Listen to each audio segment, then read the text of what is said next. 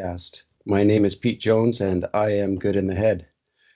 The purpose of this podcast is to provide a source of as many useful and empowering tools, perspectives, beliefs, habits, and practices to try on and try out as possible to optimize personal reality, create balance, and provide an opportunity for personal upgrades. And it's my belief that today's guest, Adriana, will be absolutely useful in this endeavor. Thank you so much for joining the show and welcome. Thanks so much for having me. Uh, so the first time that I came across your work, um, it was on Instagram. It was probably a year and a half ago. And I remember reading the words, let's get your shift together. And I was like, whoa, double take. What did you just say? And I'm like, oh, hey, that's cute. I like that. Shift. That's awesome. I'm all about shifting in different ways and experimenting with different tools and beliefs, perspectives, habits in order to experience upgrades in our personal reality. Mhm. And so I'm super excited to get down to it today and learn from you and get to know you a little bit better. I really appreciate you connecting with me and allowing this to happen. Thank you. Amazing. I'm super excited to be here. You're very welcome, and super excited to share my story and all that. And thanks for being like a follower for that long. That's amazing. Oh, So yeah. that's awesome. You were there from like almost day one. The thing that I enjoy and benefit the most from through seeing your feed and all the messages, the quotes, the videos, everything that you share and create, um, is that it brings healing to the forefront of my mind, the possibility of shifting into something better and more within this life. Um, Now, before we start getting to questions and everything, would you please sort of briefly introduce yourself and then do just that, tell your story. Start kind of at the beginning and go through all the different experiences, environments, things that you've experienced and learned along the way that other people can maybe take little golden nuggets from you and introduce into their own lives and create something more beautiful for themselves. Sure, yeah. It's a very long story, but I'll try to cold notes it as much as possible. Um, so basically, I did not have any idea that, repressed emotions were even a thing or anything like that until I had severe chronic pain from 2015 to 2019. And I tried all the things for my pain. It started out with like TMJ dysfunction after I got my wisdom teeth taken out. And it was just this spiral downwards of just insanity and pain. And I ended up with TMJ dysfunction. It's like the jaw joint that holds your skull together to your jaw. And, migraines, neck pain, shoulder pain, upper back pain. Eventually, I got carpal tunnel syndrome, and I was told that that was because of my jaw, because it messed up my neck and it's like the same nerve that goes into your wrist. So I ended up getting one surgery on one hand, managed to avoid the other surgery on the other hand, which was great because I found out about the mind body connection. And what that was all about was the fact that anybody who has some sort of chronic pain that has been persisting for more than 6 months, they've gone to a doctor, they've ruled out dying and any fresh fractures or life-threatening diseases or anything like that. That's a result of repressed emotions from childhood trauma. So I thought this was a joke when I first read up on it. I did not see how doing some inner work would help me be out of pain because it was so severe. And I was at like rock bottom by January 2019 because I had gotten shingles in my mouth while getting my jaw realigned for the TMJ. And then I ended up with something called trigeminal neuralgia, which it's like that nerve on the side of your face. It branches out onto like pretty much the whole thing in 3 different spots, and it's responsible for the feeling in half your face. And so when that becomes trigeminal neuralgia, it's nicknamed the suicide disease because of how painful it is. So I was just like completely losing it. I did not know how any sort of emotional work would help me with this pain, but I was super Mm. desperate for pain relief. I couldn't do anything else. I couldn't take painkillers anymore because I was getting ulcers. I couldn't, I was getting injections, like nerve block injections, trigger point injections, Botox injections to numb and paralyze my face altogether. And I was still in pain. Wow, So it was that's nuts. It was unreal. absolutely And nuts. It was uh, so unreal. I imagine by this time you were probably feeling hopeless. Mhm. It's kind of a personal question, but did you ever think about, hey, I just want to end it all so this will go Yep. away? Or, Oh yeah, So yeah, that was a 100%. Yeah, 1000%. As soon as, like, it was January 2019 where I was just in that dark, dark place because the pain was so bad and I couldn't see any solutions for it. There was like a surgery for it, which it's basically a brain surgery. I would have been all for it. But I'm in Canada, so our healthcare system's a little slow. So it was like a 16 to 18-month wait to see the neurologist first and wow. foremost. So that was a nightmare. Yeah. So I really came to the conclusion, I was 30 at the time, and I realized, hey, if this is what 30 is like, I don't want to see 40. I don't want to know how much worse it's going to get because I'm literally 30 going on 90 at this point, and it's only going to get worse from here because you're conditioned to believe that the older you get, the more pain you're in, the more health issues you're going to have, the more problems with your body you're going to have, joints, things like that, arthritis is going to set in. So I really couldn't wrap my head around like how much more painful it could have been. So I just sort of reached the conclusion that, okay, if I'm still in this much pain by 40, I'm out. I'm done with this life. I'll give my husband 10 more years before he has to call himself a widower. And that's it. Like, that's enough. I So understand it that. was bad. Yeah. Yeah. That as well. I was listening to this podcast, and Marissa Peer is from England. She's Hmm. got this beautiful accent, very easy to listen to. Hmm. And she shared teaching from a couple hundred years ago. I think it was a doctor of some kind, but basically he said the emotions that we repress and hold within, and instead of letting out in the form of tears, cause other organs in the body to weep. Yes. And it sounds like maybe the symptoms that you were experiencing, you're saying that it was directly related to trauma that you had experienced Mhm. emotionally. Repressed emotions. Yeah. From that That's trauma. interesting. What made you a believer in that? Because you said that before, you weren't really into that as a possibility, as a thing for you. Yeah, so it was honestly desperation at the point that I was at because I couldn't do anything else and I was so desperate for something to work. Like I tried everything. When I say everything, I literally tried everything. And I was sort of scrolling on Facebook one day just, mindlessly, and then an ad came up for this app called Curable that promises to help with chronic pain. So I sort of just impulse subscribed for a full year of it just to see what it would be about. And then once I opened it up and started learning about the mind body connection, I got offended. I was like, no, there's no way. Like, I don't have trauma. Because when you think of the word trauma, you think it's like, violence or, physical abuse or, sexual abuse, severe neglect, things like that, like Yeah. witnessing extreme violence, growing up in a country that, you're gonna witness horrible, horrible things happening. So I just figured, no, like I didn't have that bad of a childhood. Like I came out alive, Yeah. it was fine. Um, but Huh. I knew that I was raised by a narcissistic mother, but I never considered that that would be trauma. And Interesting. yeah, I just sort of reluctantly did this inner work from this app because I just had nothing else to do. Like the pain wasn't going anywhere. So I figured, you know what?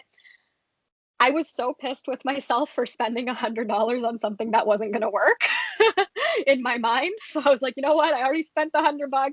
Whatever. Let's see what happens. Because it's not like you get refunds on apps or anything Uh, like that. So I did it and it worked. And it was awesome. because of how desperate I was. And, that made me willing to do the work. And I think that I needed to be suffering that badly to even be open minded to it. Because it just, it's one of those things that's like that doesn't make sense, but okay, because we're so conditioned to believe different things. And when Sure. your doctor doesn't tell you about this or anybody, really, it's like, okay, this sounds like a scam. Yeah, yeah, I So agree. They yeah. may not Yeah. even know about that too. They're not Mhm. trained in medical school to cure us and help us. Right. They're trained to give us prescriptions and Exactly. medications and keep the Or money coming in. symptoms. Yeah. Pretty much. Yeah. So I'm But there wondering, there is a place for medical stuff, absolutely. Like, it oh does yeah, save lives, but when it comes to chronic pain, it's like they need to get on board with the mind body connection. I agree. And we're in alignment with that belief for sure. Right. It isn't it interesting how hopelessness can end up being a blessing in disguise Yeah. sometimes. Like the Did you greatest go gift. within? I've noticed that a lot of times intuition comes into play when we listen to that inner voice that tells us to do something. You spent $100 on an app. I've never done that, Mhm. and Bob Proctor, who's also Canadian and just one of the most amazing coaches and teachers, he says that people that pay attention. Yeah, And I love that. So it's you true. thought about it and said, man, I already paid the money. I'm doing this. Might as Yeah, well. pretty And much. how long did it take? And what were you doing before the symptoms were alleviated and you started to feel better? Yeah, so they had like all these different exercises, different ways of doing things. So there's like an education section. So you learn about pain science and what pain actually means, that it's literally just a danger signal from your brain that like something bad's going to happen. Like, if you have your hand on a hot stove, you're going to feel pain. The brain's going to give you pain signals into your hand. So you remove your hand from the stove. But when there's nothing there, and there is no physical danger, there's no reason to have any pain. So that education piece was massive. And then, there's writing exercises, there's meditations, things like that. There is a lot of inner work that is to be done in that app. It was not easy whatsoever. Within the first week, I noticed like a 10% reduction in my pain, which Wow. was mind blowing to me. I was like, okay, I guess this is working. So let's keep going. Heck yeah. 2 weeks in, yeah, 2 weeks into it, 20% less pain. And my first 5 minutes of absolutely no pain. Like I thought I was dead for a minute there because it was just the weirdest thing. That So, is yeah, fast. That is really yeah, fascinating. I yeah. love And the then it key took four word that months you to be used. fully out of pain. Really, and it's stayed away because the new Yeah, practices you implemented, you just consistently kept on going with what worked yeah. for you. That's Absolutely. And that massive. doesn't mean I don't have flare ups every now and then. Like Sure. sometimes I will get like a random shooting pain in my jaw, but I know that I just need to do some inner work and it means that I've been repressing something and it always, always works. Wow. That's actually really impressive and useful because I know Mhm. a lot of listeners are also going through something similar. Um, I know for years and years when I was going through a 15-year depression, it was pretty Wow. extreme. And I ended up with degenerative disc disease. I was on all kinds of medications, same as you. I went in, got injections. I mean, it was, the doctors told me, Of incurable. course. It Right. wasn't until I started that inner work and started seeking out and finding tools to implement new habits, ways of looking at things, new beliefs, especially about the self-image, Mhm. that that pain completely went away. And like you, I Of still have flare-ups, but course. hey, it's so much better than where we were, right? Yeah. Amazing. I'm so happy you found out about the mind body connection too. It is a real thing, and I It believe in it, is. and I believe in your work, and that's why I was so excited to get you on the show. I was like, Thank you. yes, Yay. that's so cool. Amazing. Now, one of my main beliefs is that the quality of our lives is dictated through the quality of how we see ourselves Mhm. and the quality of our subconscious programming that we received as children through Mhm. well-meaning parents that are just doing their best. Mhm. And I believe that narcissism, it's possible that the people that are labeled as narcissistic are, in a lot of ways, if we can look at them from a place of love and kindness and empathy, um, simply trying to survive something from maybe their past as well. And they adopted some practices that are maybe less effective. And then it ends up coming out in ways they don't mean for it to, but then they cause damage, whether it's to Mhm. children, other people they're around, themselves.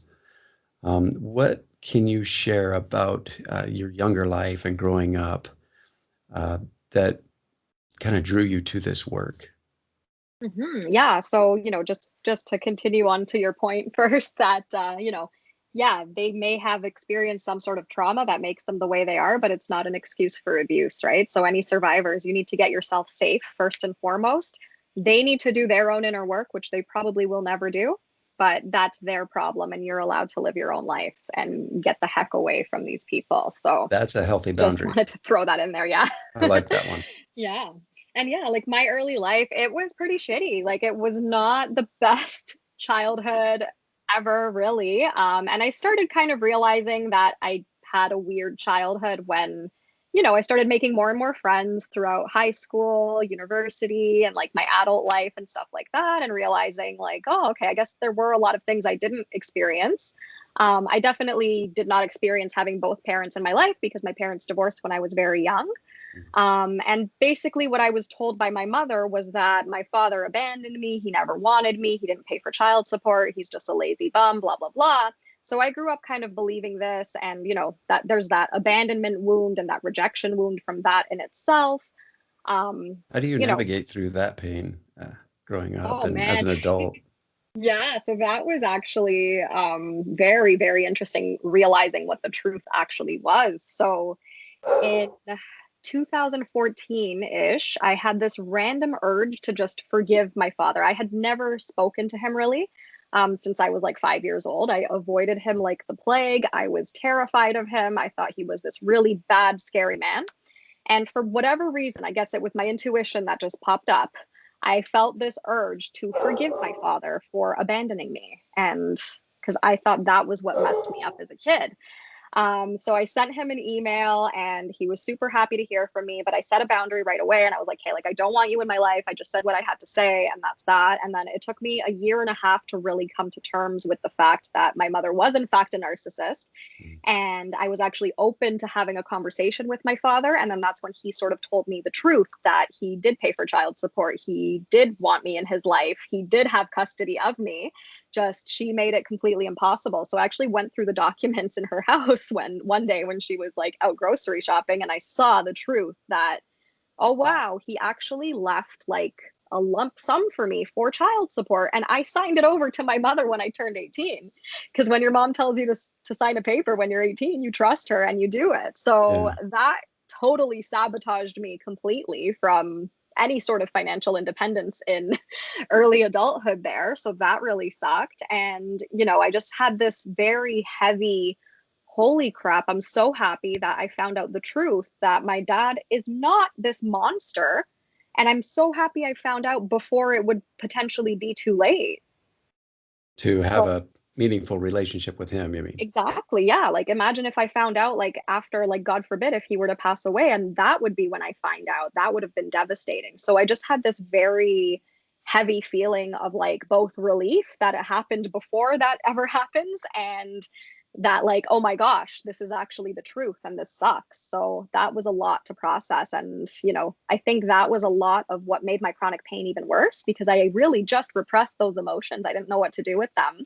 Yeah. We And don't get taught yeah, growing up how to process that exactly. sort of thing. Exactly. Especially if you're raised by a narcissistic parent, you're taught that you have to make sure that that parent is taken care of at all times emotionally, and screw your own emotions. So Melody Beattie talks a lot about codependency, Mhm. which my parents always told me when I was a teenager, you're just codependent. And I didn't know what that meant at all. They were meaning well. They probably just wanted to say, you know, hey, go research it, figure it out, and get better. But I took it as, oh, I'm broke and there's something wrong with me. Right. So later in life, right around in 2014, when I started completely over again, Hmm. I found the book, The Language of Letting Go. And it's got a daily read for every day of the year. And I've been reading that every day since. And it's completely altered my perspectives about everything in Amazing. empowering ways. And it seems like a lot of narcissistic people, when we spend a lot of time around them and we're trained to be people pleasers, that we fall into line, do what we're told, and start accruing minute amounts of trauma that then expands exponentially over time and then manifests itself as this physical pain. Hmm. Do you consider yourself to have been practicing the traits of a codependent? And if so, how did you sort of learn about that and navigate your way through that? What helped you? Honestly, I view codependency like a lot differently than how most people view it, because I just Mm, see it as these are personality traits that you developed in your childhood to survive your uh-huh. childhood, to Yeah. survive your parents. So, you know, I think most people who are raised by narcissistic parents do develop these codependent traits, like these people pleasing tendencies, these behaviors where you're putting yourself last and you're always trying to cater to the other person and make sure they're always happy and taken care of and all that. And I don't see that as something that's broken within somebody. I just see that as you had to pick up these traits in order to survive your childhood. And you can definitely unlearn being that way. And that does absolutely take doing emotional work, because, you know, when you think of the thought of like, oh my gosh, I'm going to set a boundary, or I'm going to put myself first for once, or, you know, I'm going to say no to somebody or not put them first like I always do. That's terrifying. It's It is new and absolutely uncomfortable, terrifying. right? Yes, It is terrifying. 100%. Yeah. And the key to actually, you know, doing the thing that you're afraid of doing is in that discomfort, in that fear, in that emotion. So, you know, processing that emotion is going to help you release it, of course. And then once you release it, it's not going to phase you as much that, like, oh no, I can do like non-codependent things now. I can consider just myself and not everybody else around me or this specific person, Yeah, because you will have released that emotion, and then that causes less confusion in your brain and all that, and you're more confident in what you're doing. So it really is, in my opinion, part of the healing process, part of healing from chronic pain, healing from narcissistic abuse, will also help you heal those parts of your personality that are holding you back, because it's all connected to those emotions. that's amazing. There's a Dr. Caroline Leaf. She was born in Africa, and she's got this beautiful accent. I just love the accent. Mm-hmm. Uh, but I just came across a few of her podcasts a couple weeks ago, Mm-hmm. and she articulated something verbally that I was always far too cowardly to emit verbally. You know, I was like, oh, I'm not saying that because I don't want to hurt somebody or Right. anger them and question their whole self-image and their self-identity that they've built around this symptomology that they believe themselves to be, right? So um, in 2000, no, it was 1999, I was actually diagnosed as bipolar. And they Mm-hmm. didn't say, oh, it's a disease, it's an illness. They just said, you are bipolar. And Okay. wow, I Like didn't that's your question them. definition. Yeah, it was a Jeez. doctor, and I believed what he was saying. And more than one told me this along the way over the years. They put me on some pretty extreme medications, Of and that was the identity I then adopted, you know. course. And so, of course, you know, my subconscious mind is always looking for things to prove that correct, you know, Yeah. and wherever we look, we see what we are looking for. And when I came across Carolyn Leaf's work a few weeks ago, she said something that I was like, blew my mind. I just loved it. And I totally agree with it because in 2014, I got off all the medications, got my mind back, got my life back, Amazing. started over from the beginning, and began creating what I'm now enjoying so much, which is a Right. beautiful, beautiful life. She said that anxiety, depression, bipolar, schizophrenia, these aren't actually illnesses and diseases, but rather symptoms that we're experiencing because of certain skills and habits and practices that we adopted in order to survive our traumatic experiences in life. Yeah. And it goes along with what you've been saying. And I just loved that. It was so empowering. And Yeah. can you imagine having your identity questioned like, oh no, I am depressed, I am anxious. Yeah. When these are symptoms that you're suffering because of choices made and habits created and a life surrounded by a self-image and an identity that Yeah. we chose to believe sometimes. And 100%. that's takes a lot of courage to say that out loud, especially when talking with someone who's having some severe issues, who doesn't want to live. They're totally hopeless. I mean, how do you help those people navigate through the suffering that they may actually be causing for themselves because of one painful moment in time that they attached meanings and definitions to in order to create this self-identity they're now living? Right. So, you know, anybody who's feeling like super, super hopeless, I always, you know, refer them to, you know, mental health professionals, because I'm a coach and not qualified to deal with that. Nice. But, you know, it's definitely, these are definitely feelings and emotions that come up in the coaching. And, you know, a lot of people who have dealt with narcissistic parents and all that, they end up with anxiety and depression and bipolar and all these other mental health conditions. I myself suffered from anxiety and depression for ever, you know, and medicated for it on and off. And if just anyone who's listening, just follow your doctor's directions for weaning off. If that's something you're planning on doing, don't abruptly ever stop any of these medications. That's extremely dangerous. Follow your doctor's orders. But I can just definitely say that now, after I've done that inner work, I can see how, my depression was repressed sadness, grief, shame, etc. My anxiety was repressed fear that no one ever told me was okay for me to just feel it and release it. And, when you have been repressing that for decades, like literal decades of your life, it has absolutely nowhere to go. So yes, it's absolutely going to manifest as depression, anxiety, chronic pain, all of the above, all these different things.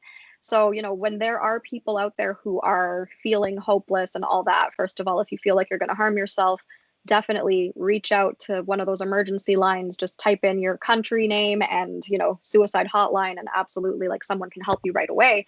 But, if you're stable enough to actually like sit with yourself, do the work, all that stuff, then try journaling out everything that's on your mind, whatever those thoughts are, even if they're really horrible thoughts, even if they're thoughts that you think people are going to judge you for, just throw all of that crap onto paper and then destroy it. Like, give yourself a 20-minute timer, do some rage journaling. I tell everybody to do this. Just puke on paper. All you have to do is vomit on that paper, right?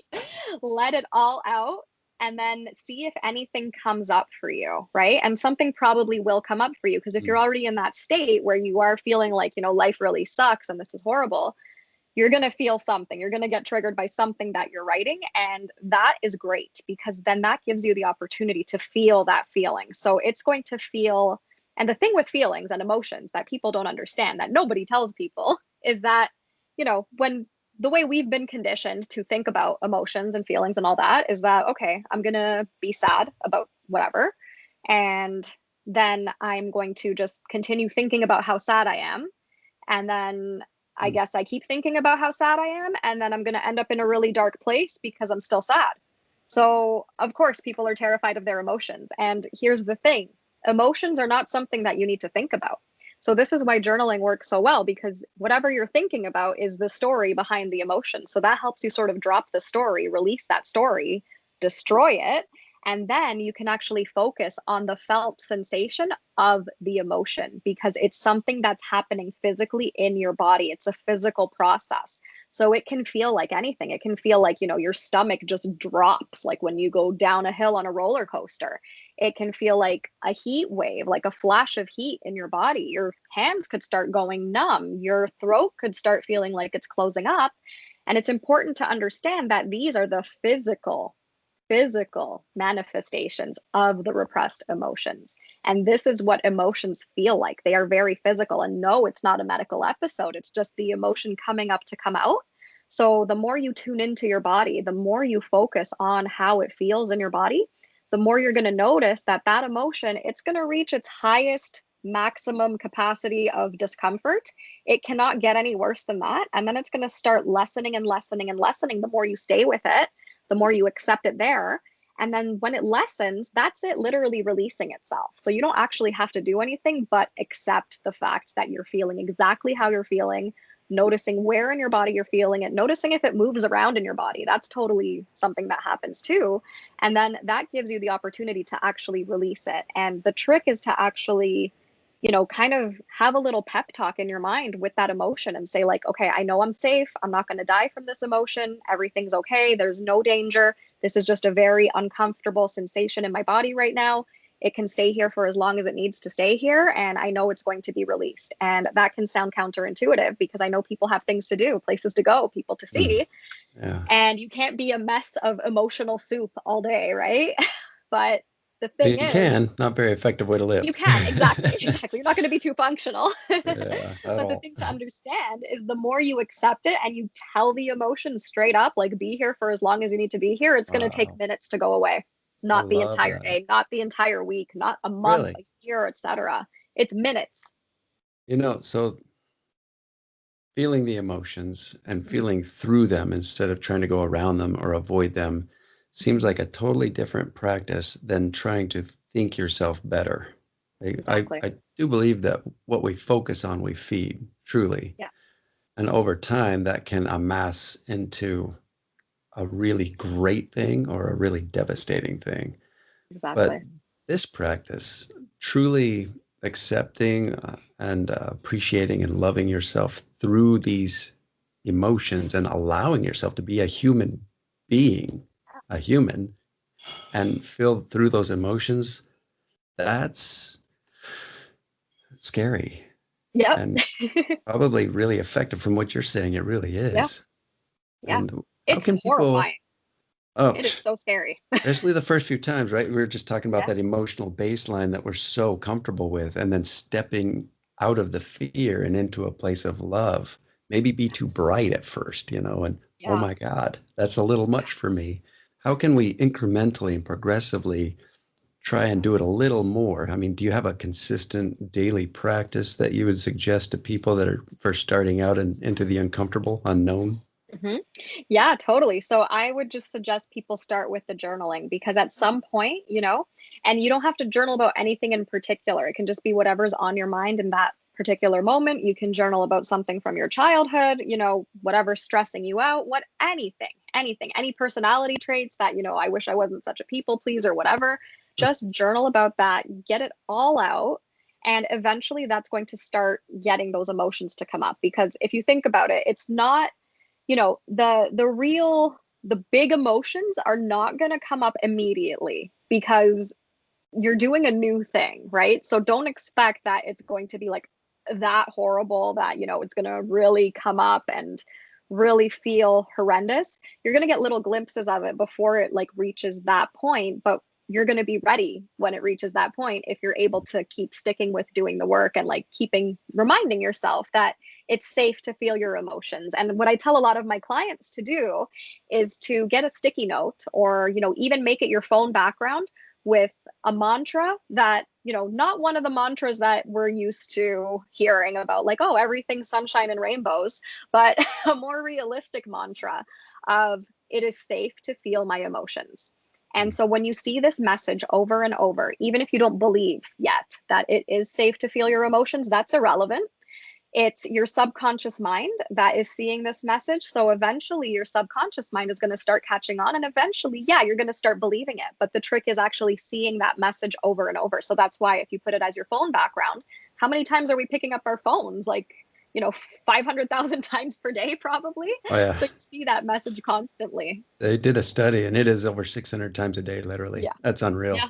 So Yeah. to I see believe it. something empowering like that 600 times a day, can you imagine how quickly the subconscious Yep. would then pick that up? Um, 100%. I'm guessing you're familiar with the work of Bruce Lipton. I've dabbled into it a little bit, but I haven't followed too closely. But he's like Okay. law of attraction. No, he's All no. I've about seen him on a few of reprogramming the those documentaries. Yeah, subconscious. yeah, reprogramming Yeah. the brain. Yes, yes. And he does say that we operate from the subconscious level. And within the first 7 years of life as children, we're in theta mode, which is Yep. basically we're downloading 40 billion bits of information per second for seven Hmm. years. And then, bam, the switch is off. We're programmed and we operate throughout our lives.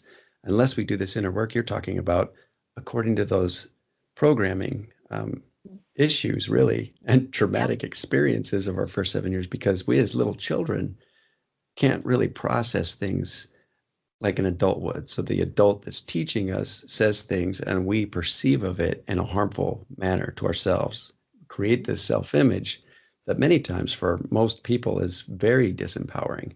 And Yep. they're simply trying to socialize us and get us to be able to work well with others and be able to communicate well and make choices that will be good for us, keep us alive and safe.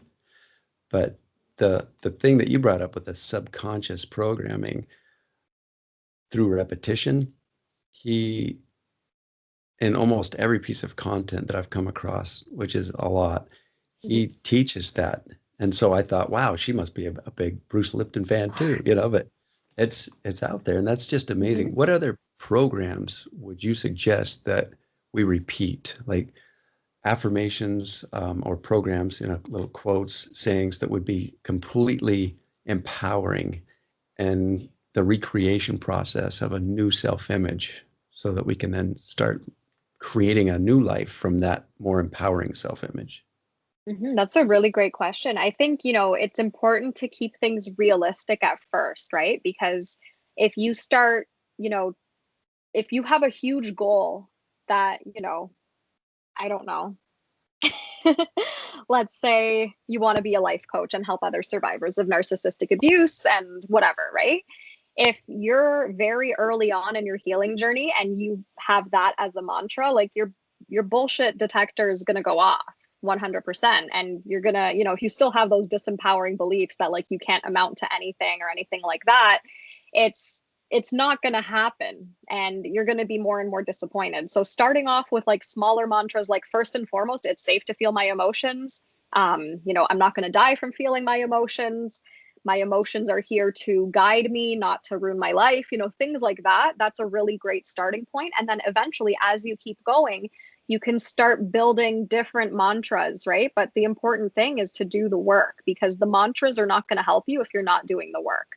So that's really important to understand. And then, once you start doing that work, releasing some of those emotions, you'll start to see like, oh yeah, my big goals are attainable. So then you can actually start getting more specific with your goals. So, okay, I want to be a life coach and I want to do it with this niche. And, I'm going to help these specific types of people who have been affected by narcissistic abuse from whatever type of relationship, right? So you can start actually thinking more about it because you've been able to clear some of those emotions out so you can actually attain that goal. You could have another goal to just have healthy people in your life. That's a very attainable goal. But if you're surrounded by narcissists and you've never met a healthy person, your bullshit detector is going to go off again. So it's important to start with the emotional stuff and then keep working on it as you keep going. And it can just be like small empowering things like I can, or, I'm capable. I've done, you can think of something that you've done in the past that you've survived, because realistically, you have survived every crappy experience that you've been through in your life up until this point, if you're a living, breathing human. So you can make mantras that I survived, whatever, like XYZ that happened in my past. And, those are great mantras, because then you can start reminding yourself like, okay, no, I am a badass. I can do this. I did get through this. Why can't I get through this? And I got this. So yeah. That's empowering. I like that a lot. Zig Ziglar came up with the idea decades ago about something he called the Wheel of Life. Okay. And basically, at the inner core of this Wheel of Life, we've got the self-image, our subconscious programming, everything that we create our lives with, it kind of lies in there. And each spoke of this wheel represents a different area of our lives, like our personal life, our spiritual life, finances, our companions and friends, different social aspects. And in the center of the wheel, it starts at 1, and right outside of the wheel by the tire where the tread would be is the number 10. And he says, check in with yourself once every week or once a month, and rate yourself honestly where you're at within the 1 to 10 in each of these areas, and then connect the dots. And if you've got a perfectly symmetrical, balanced circle anywhere within this, then you're living a life of balance. If I just did it this morning, and I've got one of those tires that isn't symmetrical. It's not perfectly round, and that's okay. It means I've got some things to do. But if I were to go down the freeway with all 4 tires looking like my little circle on the inside of this Wheel of Life looked, I'd probably have a blowout pretty soon. Yeah, 100%. So, in the different areas of life, I was wondering if I could get you to share like a habit, a belief, a perspective, or something that the listeners can implement and do in their daily practice anytime throughout the day to sort of heal and expand out of their trauma, especially if they're going through narcissistic abuse or have been traumatized by that in the past. Um, the different areas, we'll start with personal life. I think you already covered pretty well the self-image aspect and the affirmations and the things we can tell ourselves repetitiously until we really believe it. And it's almost like you were saying, it's goes in increments. We're climbing a staircase, and to get to the top, we can't just jump to the top. It doesn't work like that. Exactly. You're going to have an identity crisis if you go from where you're at right now to the top, in like a day.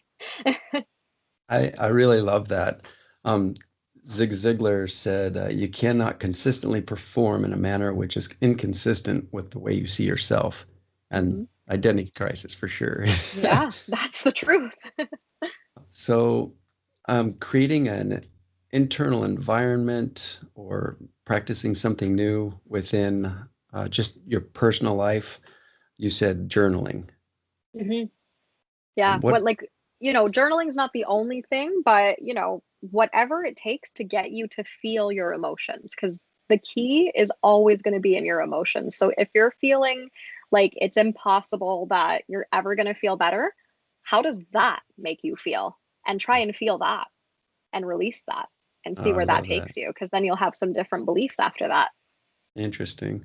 I remember I was having a talk with my dad a few months ago, and I told him I'm really trying to work on myself and transcend this extreme amount of anger I have within me. He goes, whoa, whoa, whoa, why would you do that? Feel through that emotion. And maybe someday you can take it back out and use it when it's necessary to protect a loved one or something. Use it when you need it, but don't try to avoid it or repress it. And I was like, oh, ding, ding, ding. Okay, gotcha, exactly. Dad. Your dad's right. Yeah, he usually is. I'm starting to find out finally. Within the family spoke of Zig Ziglar's Wheel of Life. What would you suggest? So, who are the people in your family that are safe or unsafe, right? Doing an inventory of that. And, it's probably going to be not the best exercise for people to do, because truth bombs will be revealed, right? So if there's a family member who's the narcissist in your life, just because they're family, just because maybe you share DNA with that person, it doesn't give them any right to be abusive whatsoever. It's still completely unacceptable and not okay. And you still have the right to set your boundaries with this person. So starting off with just focusing on how you feel about how this person has treated you, right? Look into those emotions. Is there anger there? Because anger is a huge one. Repressed rage is, we don't like to talk about anger and rage because it's just not cool. And when you think of anger and rage, you think of, like, first of all, a man who is drunk and, does something horrible in public. That's what, the biggest image of anger is. But the truth is, anger exists in everybody. And especially if you have been subjected to narcissistic abuse, there is a lot of rage there because there's been so much injustice. Like, your sense of self was destroyed before you even had a chance to know what having a sense of self even means. So allowing yourself to honor that anger, allowing yourself to be angry and not acting on the anger, but rather feeling it. So acting on the anger would be like, okay, I'm going to get into my car, drive to this person's house and punch them in the face because I'm pissed. And that is a great way to keep repressing your anger, because that's not going to solve anything within you, because that anger is still not going anywhere. So journaling out that anger. You could even, write an unsent letter to them and then destroy it and, get everything off of your chest. Like, you could use that as part of your journaling exercise and, see if you can release some of that. Destroy it. If you need to cry, cry. If you need to scream into a pillow, scream into a pillow. Go for it, because that anger does not need to be, taking over you in such a way that you don't know what to do with it. So releasing it is going to be massive. And that's going to give you that clarity that, yeah, I don't need this person in my life, even though they're a family member, even though this is really hard. It's true that there is no reason that this should have happened. So this was wrong, and I need to protect myself at this point. So releasing that anger is the best way to see that truth. I like that. There's this quote that really sits well with me, and basically it's something like, blood makes you related, but loyalty makes you family. Exactly. I really enjoy that. Some people don't really have a lot of family that they can turn to, or their environment's abusive, and so they Mhm. turn to other sources like gangs or clubs at school. They do the Mhm. best they can to find the community that aligns with what they feel they are and who they want to become. Mhm. And I love that. The most creative way that you ever destroyed a letter to someone that you were angry at, what would that be? Creative. I mean, I've just kind of ripped them up because I mean, I would have burned them if I could, but So I'm in no a condo, TNT so or no, AK-47 or bomb or anything. no. We don't have access to guns up here, so Oh, no. yeah. Okay, we're in Arizona. Everybody's got at least Oh, 53 wow. guns here, so That's different. horrifying. So now, within your career or in the workplace, what are some ways to deal effectively with narcissism? Oh boy. Yeah, I've had many horrible, horrible jobs with narcissistic people. And isn't it interesting that the job's not the horrible thing? You love the job, but then you go to work and you feel this sick feeling, and you got to deal with the narcissist that makes the job unenjoyable. Yep. Come on, man. It's the worst. Yeah. Like for me, honestly, I definitely job hopped because of that, because there was just so many crappy dynamics in every workplace that I had. And eventually I ended up having burnout at like the very last corporate job that I had. And I ended up just leaving because it was way too stressful. So, I think, and then, I started doing this, so this worked. So that's Good. great. That's Yeah. awesome. And Thank you're you. good at it. Thank you. Thank you. But I know that that's not a possibility for most people out there who, you can't necessarily get a new job very quickly, right? Especially in this climate right now with COVID just destroying so Sure, yeah. many opportunities out there. So if you're not in a situation where it's easy to jump to your next job, the gray rock method is going to be your best friend. So that's when you just take on the personality of a gray rock. You be boring, as boring as humanly possible, give one word responses. And, most workplaces, everything's pretty much documented. So if someone's trying to throw you under the bus, first and foremost, are you able to admit that you made a mistake? If you actually did make a mistake, then that's great. And the narcissist, they're not going to admit to anything, but you're going to see all of their mistakes in the system if it's like an office job or whatever. So, you can see straight up that they're just projecting their own crap onto you. And not engaging with these people is going to be a lifesaver for you. So just, viewing them as a toddler stuck in an adult body, and that, they just don't have the perception or the ability to self-reflect, and that's their issue. And the less you react to their bullshit and their dramatics and their, triggers, like the way they try to instigate a whole thing from whoever, that's gonna help you take your power back, because the more you're running around trying to like make things better or trying to clear your name or whatever is happening, the more supply they get. And that's what narcissists want. They want supply from their targets, and supply is just your energy, your resources, your time, your attention. So the more you take that away, the better it's going to be for you. So one useful thing I just heard you say was react with sort of under reactivity, because anytime they get a reaction, it re-energizes them and then weakens you. Mm-hmm. That's fascinating. So practicing either not reacting at all, or just, like you said, being the gray rock, like blandly staring at them and Yeah, not giving them that energy. That's a game that they're involved in that we don't have to play. But most of us exactly. tend to instantly react and we get sucked into their game. Exactly. Well, most Are, reasonable people, when someone's coming at you and attacking you, you're going to react. You want to make sure that they have their story straight if they're coming at you with these random accusations. So it's not unreasonable to, quote unquote, give them supply. But once you're aware of what the game is, you got to stop doing it, because that's going to help you with your sanity the most. I agree with that. And it's interesting. Something that I learned from a podcast somewhere to use in the workplace when someone's coming at you strong like that. maybe they're a narcissist. Maybe they had a bad day. Maybe they just lost a parent. Who knows You what's know. going on? But they're having this reaction and it's Yep. energized and they're angry. And if you look at them for just a second and sincerely, ask, are you okay? Hmm. Then it turns everything back around onto them and they just lost the game again, Yeah. and sometimes people get angrier when you ask that Yeah. Oh, 100%. because If they're a because you're not narcissist, buying well, they're into going to their lose it. bullshit. Yeah, Yeah. exactly.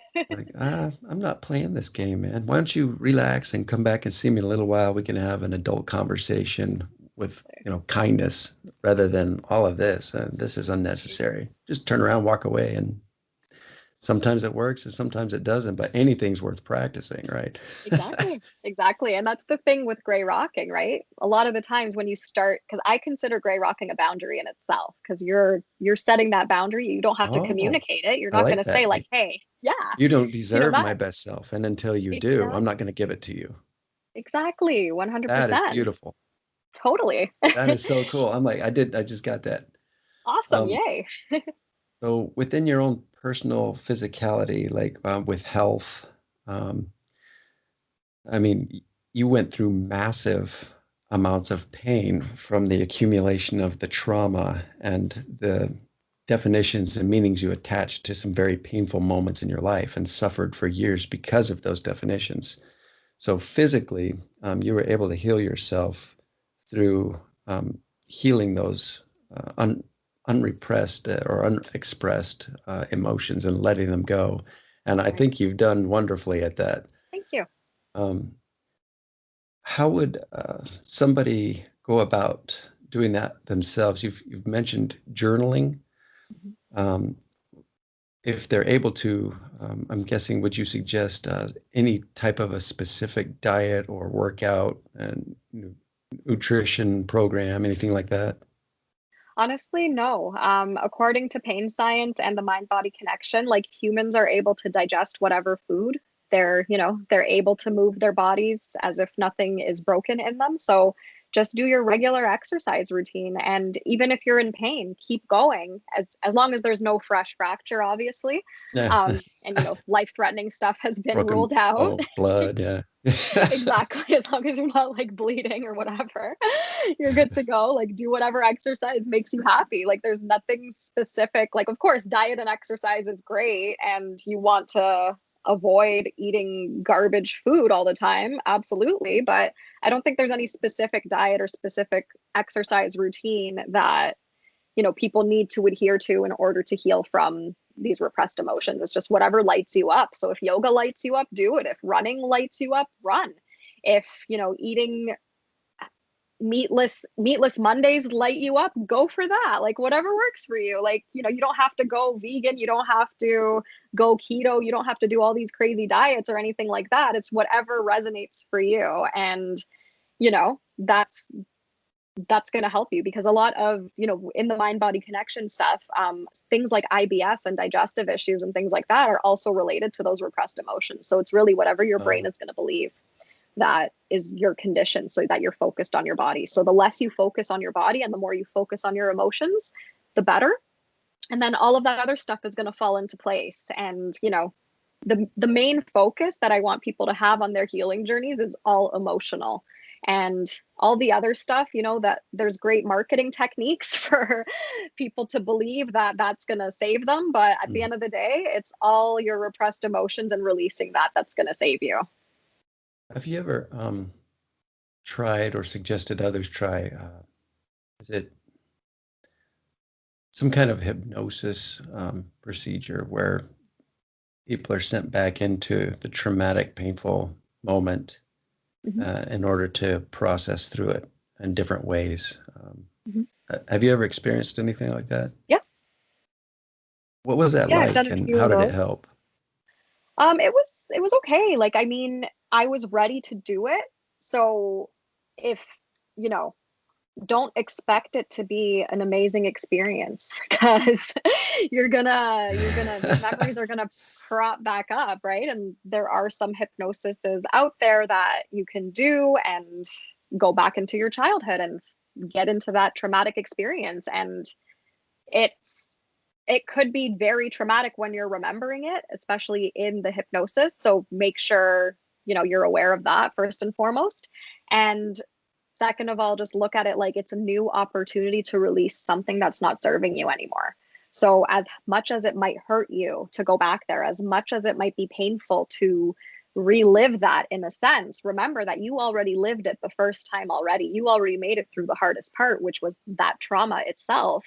And now it's all about just connecting the emotions to it and releasing those emotions so that you can move forward in your life. So if you want to do that, go for it.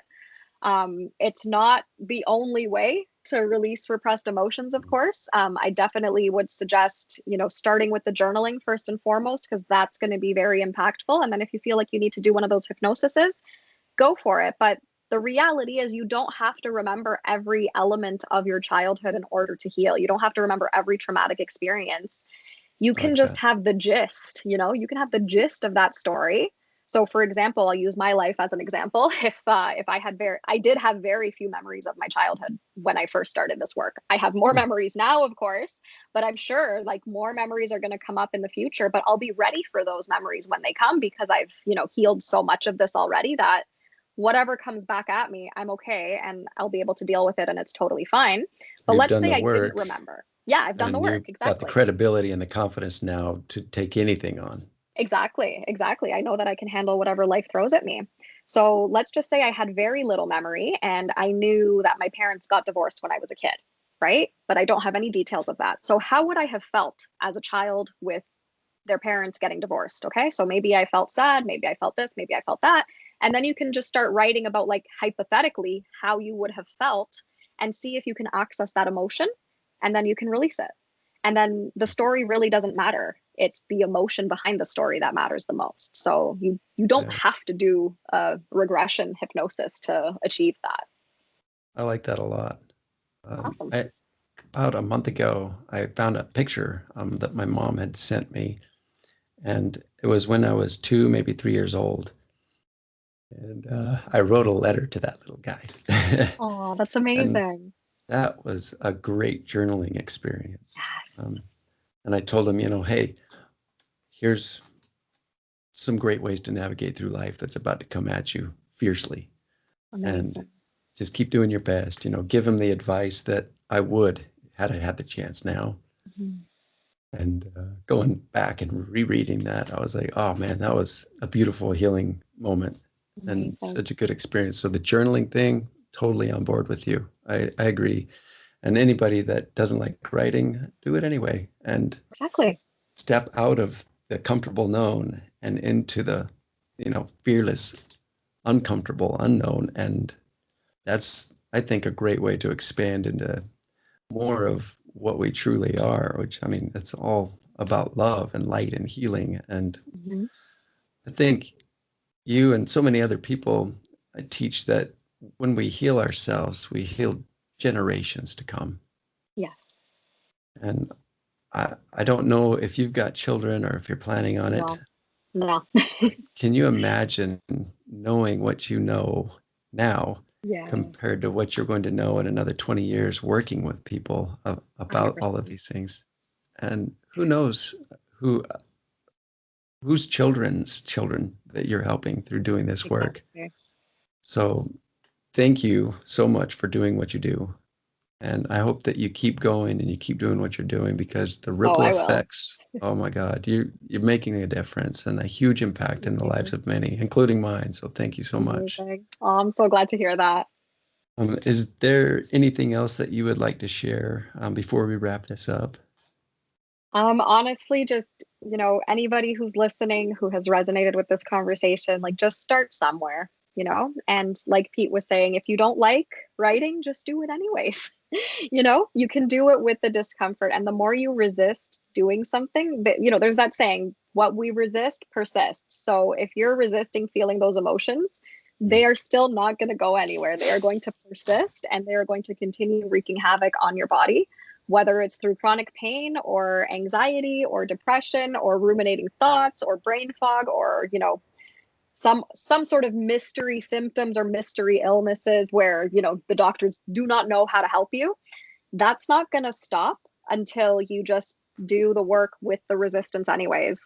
And you don't have to get to the point that I was at in like complete desperation, you know? You don't have to reach that point. You can do it now. And if writing is super, super difficult for you, try just doing a voice recorder thing, right? Like some people can't physically write. I get it. I had carpal tunnel. So if I was doing this when I was like in the thick of my carpal tunnel, this would have been a disaster for me. So you can definitely use voice to text software and then just delete the recording, delete the file, save a blank document. So nothing of what you wrote gets saved on the cloud or whatever. But the important thing is it's better to do something than nothing. And you can still do it even if you are resisting it. And even if you really don't want to do it, just imagine what your life could be like a month from now if you started today. Or 10 years from now.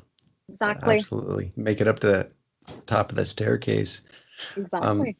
They say, that expectations are premeditated resentments.